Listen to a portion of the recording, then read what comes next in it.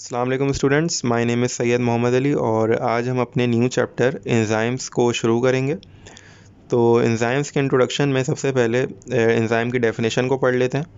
Enzymes are biocatalysts which speed up a biochemical reaction. Enzyme जो हैं वो biocatalyst के तौर पे काम करते हैं जो कि बायोकेमिकल रिएक्शन को बढ़ा देते हैं, उसकी स्पीड को जो है इंक्रीज़ कर देते हैं। अब ये बायोकेमिकल रिएक्शन से क्या मुराद है? बायोकेमिकल रिएक्शन से मुराद ये है कि वो रिएक्शन जो कि लिविंग थिंग की बॉडी के अंदर हो रहे हों उसको कहते हैं बायोकेमिकल रिएक्शन। फिर उसके बाद बायोकैटलिस्ट से मुराद ये है कि सबसे पहले हम समझ लेते हैं कैटलिस्ट से क्या मुराद है। कैटलिस्ट से मुराद ये है कि वो सब्सटेंसेस जो कि रिएक्शन के रेट को बढ़ा दें उनको कैटलिस्ट कहते हैं। और बायोकैटलिस्ट से मुराद ये है कि वो कैटलिस्ट जो कि लिविंग थिंग की बॉडी के अंदर हों उन्हें बायोकैटलिस्ट कहते हैं और उन बायोकैटलिस्ट का दूसरा नाम है एंजाइम्स। ठीक है जी। फिर उसके बाद एंजाइम जो लफ्ज़ है वो ग्रीक लैंग्वेज का लफ्ज़ है जो कि फर्दर टू वर्ड्स के अंदर डिवाइडेड है। एन है और जाइम है। एन का मतलब इन है और जाइम का मतलब यीस्ट है, यानी कि इन यीस्ट। क्योंकि एंजाइम की जो डिस्कवरी हुई थी वो सबसे पहले यीस्ट के अंदर ही हुई थी, तो इस वजह से इसको एंजाइम का नाम दिया गया। और वो साइंटिस्ट जिन्होंने एंजाइम को डिस्कवर किया था उनका नाम है फ्रेडरिच विल्हेम खून। फिर उसके बाद एंजाइम्स जो नॉर्मली होते हैं बॉडी के अंदर वो प्रोटीनेशियस होते हैं, यानी कि उनकी नेचर जो है वो प्रोटीन की ही होती है, वो प्रोटीन से ही बने होते हैं। लेकिन दो ऐसे साइंटिस्ट आए, उन्होंने बोला कि नहीं, कुछ एंजाइम्स जो हैं वो राइबो न्यूक्लिक एसिड से भी बने हुए होते हैं। तो ये दो साइंटिस्ट हैं थॉमस चेक और सिडनी आल्टमैन। उन्होंने डिस्कवर किया कि कुछ मॉलिक्यूल्स हैं राइबोन्यूक्लिक एसिड के जो कि सिंथेसाइज कर रहे हैं जेनेटिक इन्फॉर्मेशन को, और उनको कहते हैं राइबोजाइम्स, क्योंकि ये जो हैं जेनेटिक इन्फॉर्मेशन की सिंथेसाइजेशन को फास्ट कर रहे हैं। तो ये भी एंजाइम्स की तरह ही एक्ट कर रहे हैं, तो इस वजह से इनको एंजाइम्स के अंदर इंक्लूड किया गया है, राइबोजाइम्स को। ठीक है, ये हो गया इंट्रोडक्शन। फिर उसके बाद हम पढ़ते हैं properties of enzymes. Properties of enzymes में सबसे पहली प्रॉपर्टी है इसकी सिंथेसाइज होने की, यानी कि इसके बनने की लोकेशन। तो इसके बनने की लोकेशन है सेल के अंदर, यानी कि प्रोटोप्लाज्म में। प्रोटोप्लाज्म से मुराद है सेल का जो न्यूक्लियस है, न्यूक्लियस प्लस साइटोप्लाज्म, यानी कि सेल मेम्ब्रेन के अंदर का जितना भी एरिया है, ठीक है, उसे कहते हैं प्रोटोप्लाज्म। यानी कि ये एक सेल मेम्ब्रेन है, ये रफली सा, इसके अंदर है जितना भी स्ट्रक्चर है, ये सारी जितनी भी स्पेस है, इसको कहेंगे प्रोटोप्लाज्म। इसके अंदर न्यूक्लियस और दूसरे ऑर्गेनेलीज भी आ जाते हैं। फिर उसके बाद एंजाइम की जो नेचर मैंने बताई है वो है प्रोटीनेशियस इन नेचर, यानी कि एंजाइम ज़्यादातर जो बने हुए होते हैं वो प्रोटीन से ही बने हुए होते हैं। फिर उसके बाद थर्ड पॉइंट है endo enzyme and exo enzyme. वो एंजाइम्स जो कि सेल के अंदर सिंथेसाइज हो रहे हों और इसी सेल के अंदर एक्ट कर रहे हों उसे कहते हैं एंडो एंजाइम।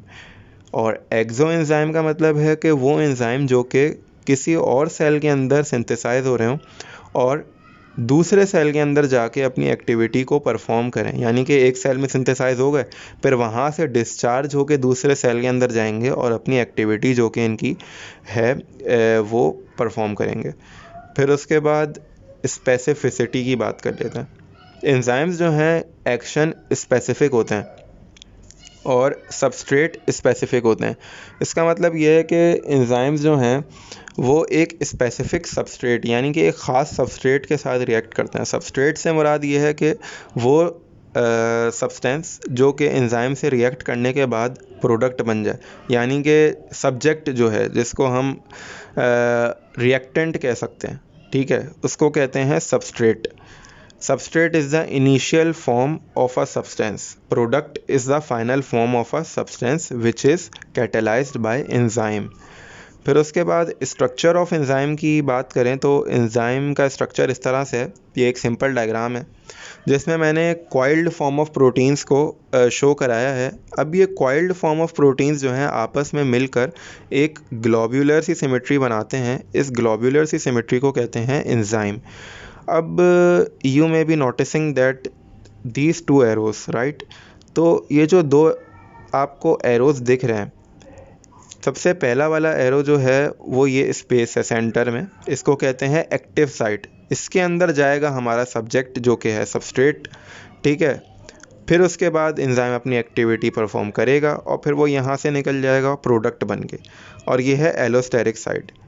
ये एक्टिव साइट के पोस्टीरियर पार्ट में है एलोस्टेरिक साइट। ये हम आगे जाके पढ़ेंगे कि ये किस लिए होती है। फिर उसके बाद है कुछ इनऑर्गेनिक आयंस हैं, जैसे कि मैग्नीशियम है, मैग्नीज़ है, क्लोराइड है। ये इनऑर्गेनिक आयंस हैं जो कि एंजाइम की एक्टिविटी को बढ़ा देते हैं। तो जब ये एंजाइम की एक्टिविटी को बढ़ा देते हैं तो उनका नाम भी क्या है, एक्टिवेटर्स। फिर उसके बाद नंबर 7 में है एंजाइम जो है वो रिएक्शन के बाद अनचेंज्ड रहता है, यानी कि एंजाइम के स्ट्रक्चर में कोई चेंज नहीं आता।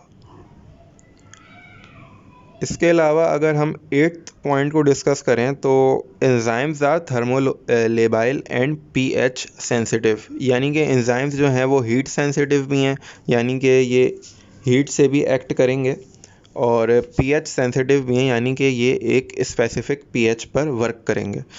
फिर उसके बाद एंजाइम का जो साइज़ है और सबस्ट्रेट का जो साइज़ है, ठीक है, उसमें बहुत ज़्यादा बड़ा फ़र्क है। यानी कि एंजाइम का जो साइज़ है वो बहुत बड़ा है और सबस्ट्रेट का जो साइज़ है वो एंजाइम के मुकाबले में 100 गुना छोटा है। ठीक है, उम्मीद है कि ये प्रॉपर्टीज़ आपको याद रहेंगी। वो थी प्रॉपर्टीज़ ऑफ एंजाइम्स। अब हम बात करते हैं डिटेल्ड स्ट्रक्चर ऑफ एंजाइम। तो एंजाइम का जैसे मैंने आपको बताया कि कॉइल्ड अमाइनो एसिड्स जो हैं वो मिलकर एक ग्लोब्यूलर सी सिमेट्री बनाते हैं, उसको कहते हैं एंजाइम। ठीक है, अब एंजाइम के मैंने आपको 2 हिस्से भी बताए थे।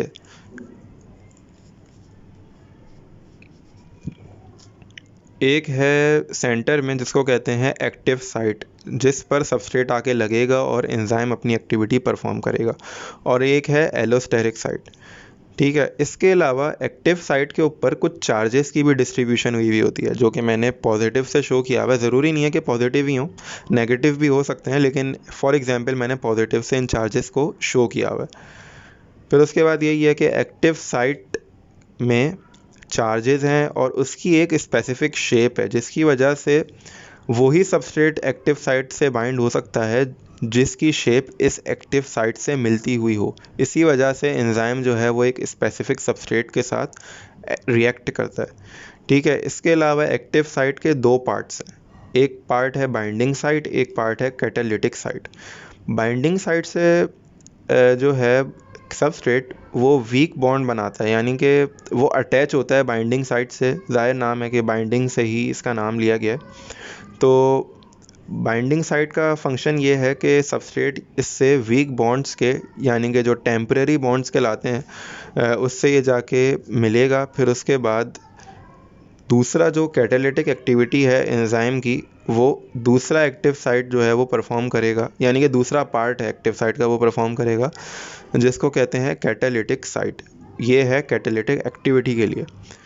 उसके बाद अब हम बात करते हैं क्लासिफिकेशन या फिर स्ट्रक्चरल पार्ट ऑफ एंजाइम्स के बारे में। एंजाइम्स जो हैं वो सिंपल हैं और कॉन्जुगेटेड हैं। सिंपल से मुराद ये है कि वो एंजाइम्स जिसके अंदर सिर्फ़ और सिर्फ प्रोटीन ही शामिल हों, उन एंजाइम्स को कहते हैं सिंपल एंजाइम्स, प्रोटीनेशियस एंजाइम्स और प्रोटियोजाइम। उसके अलावा वो एंजाइम्स जिसके अंदर प्रोटीन पार्ट तो हो, उसके साथ साथ नॉन प्रोटीनियस पार्ट भी शुमार हो, उसको कहते हैं कॉन्जुगेटेड और हॉलो एंजाइम।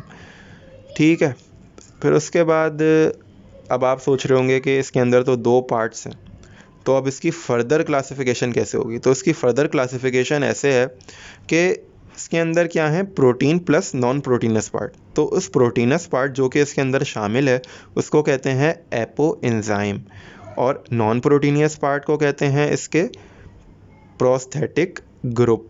फिर उसके बाद प्रोस्थेटिक ग्रुप जो है वो फर्दर डिवाइड होता है 2 पार्ट्स के अंदर, जिसमें है ऑर्गेनिक प्रोस्थेटिक ग्रुप या कोएंजाइम, और इनऑर्गेनिक प्रोस्थेटिक ग्रुप या कोफैक्टर। ठीक है, इसकी एग्जांपल्स आ जाती हैं FAD, यानी कि flavin adenosine dinucleotide, NAD, ATP वगैरह। ऑर्गेनिक आइंस आ जाती हैं ना इसमें, ऑर्गेनिक चीज़ें जिस तरह न्यूक्लियोटाइड वगैरह हैं, वो सारी ऑर्गेनिक चीज़ें। और कोफैक्टर के अंदर आ जाते हैं वही आइंस, मैग्नीज़ वगैरह।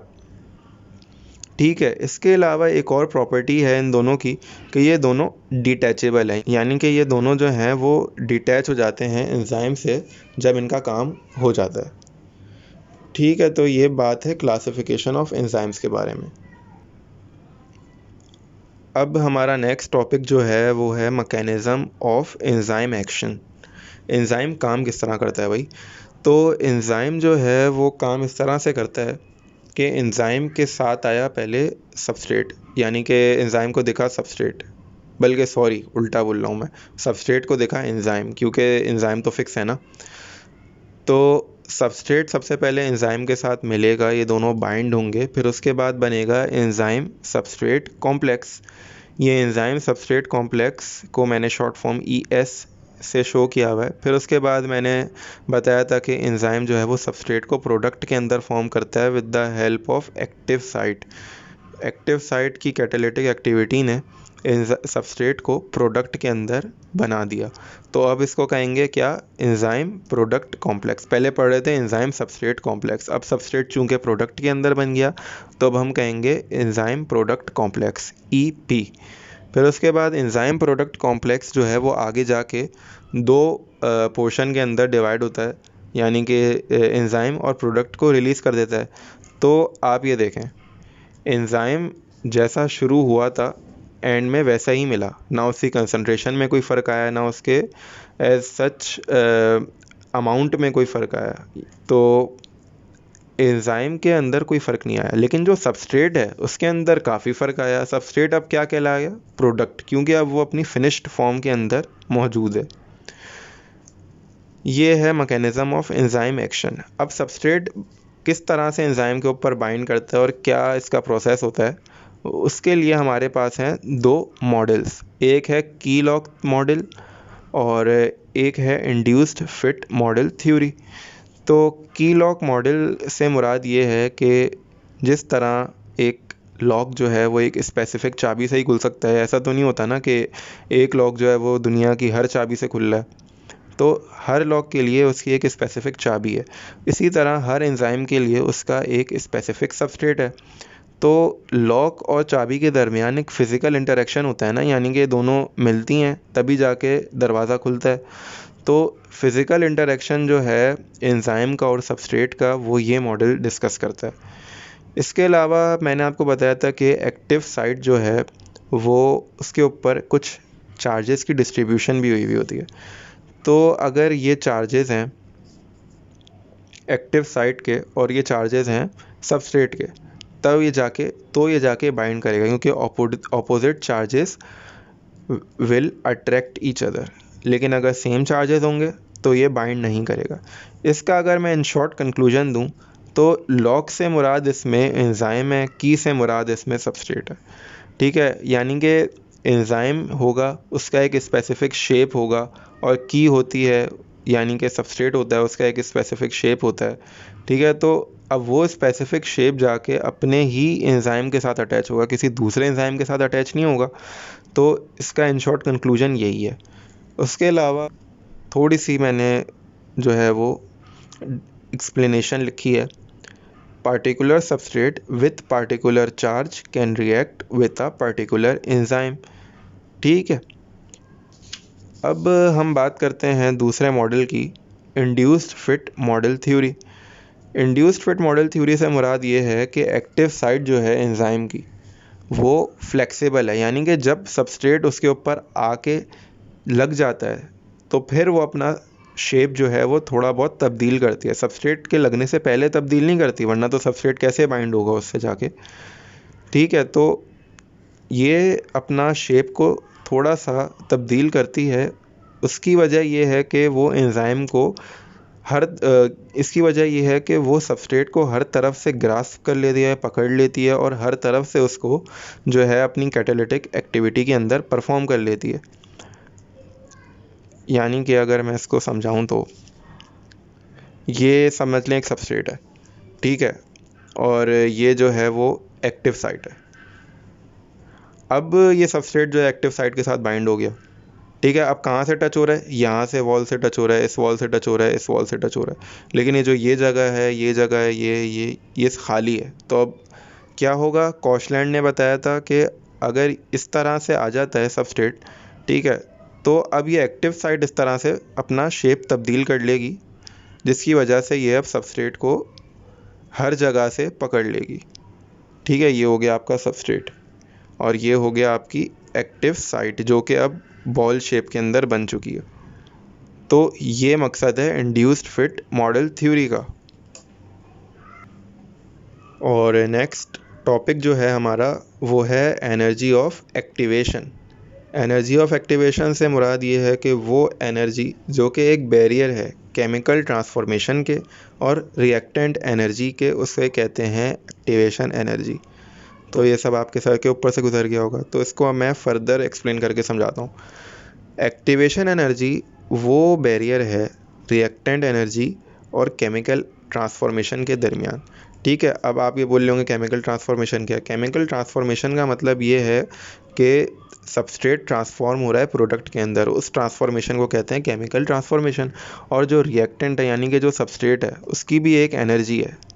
ठीक है, अगर उसकी एनर्जी नहीं होती ना तो ये ग्राफ बिल्कुल नीचे से शुरू होता, उसकी भी थोड़ी बहुत एनर्जी है। ठीक है, वो एनर्जी अगर एक्टिवेशन एनर्जी से ज़्यादा होगी तो ही रिएक्शन होगा कैटालिटिक, वरना नहीं होगा। अब एक्टिवेशन एनर्जी जो है अब एक्टिवेशन एनर्जी जो है वो एक बैरियर है, यानी कि अगर रिएक्टेंट की एनर्जी जो है वो एक्टिवेशन एनर्जी से ज़्यादा होगी तभी रिएक्शन जो है वो होगा। लेकिन कुछ केसेस में रिएक्टेंट की एनर्जी कम होती है तो फिर वो आहिस्ता आहिस्ता अपनी एनर्जी ज़्यादा करता है, फिर उसके बाद वो एक्टिवेशन एनर्जी तक उसके बराबर पहुंचता है, फिर उसके ऊपर पहुंचता है और फिर रिएक्शन प्रोसीड होता है। तो ये काफ़ी टाइम टेकिंग प्रोसेस है। तो अब एंजाइम क्या करता है, एंजाइम जो है वो इस एक्टिवेशन एनर्जी को कम कर देता है ताकि रिएक्टेंट एनर्जी जो कि पहले से ही कम है उसको कम फोर्स लगानी पड़े, जिसकी वजह से कम टाइम जो है वो कंज्यूम हो। तो एंजाइम का मकसद ये है कि वो लोअर कर देता है एक्टिवेशन एनर्जी को। और इस ग्राफ में भी मैंने यही शो कराया कि एंजाइम जो है वो एक्टिवेशन एनर्जी को स्लो कर देता है। ये एक्टिवेशन एनर्जी है जो सबसे ऊपर वाली पीक है विदाउट एंजाइम। अब एंजाइम ने क्या किया, एक्टिवेशन एनर्जी को कम कर दी। विद एंजाइम अब इस तरह से। इसके अलावा एक और बात लिखी है कि रेशो ऑफ रिएक्टेंट और प्रोडक्ट कंसंट्रेशन जो है वो अनचेंज रहती है। एंजाइम जो है वो रिएक्टेंट के रेशो और प्रोडक्ट के कंसंट्रेशन रेशो को चेंज नहीं करता। यानी कि एंजाइम जो है वो रिएक्टेंट को नहीं खाता, ना प्रोडक्ट को खाता है, ना उसकी अमाउंट को कम करता है। बस एक काम ये करता है कि वो एक्टिवेशन एनर्जी को स्लो कर देता है ताकि रिएक्टेंट मॉलिक्यूल्स जो हैं उनको कम एनर्जी लगानी पड़े एक्टिवेशन एनर्जी तक पहुंचने के लिए। और फैक्टर्स इफेक्टिंग एंजाइम एक्टिविटी हमारा नेक्स्ट टॉपिक है।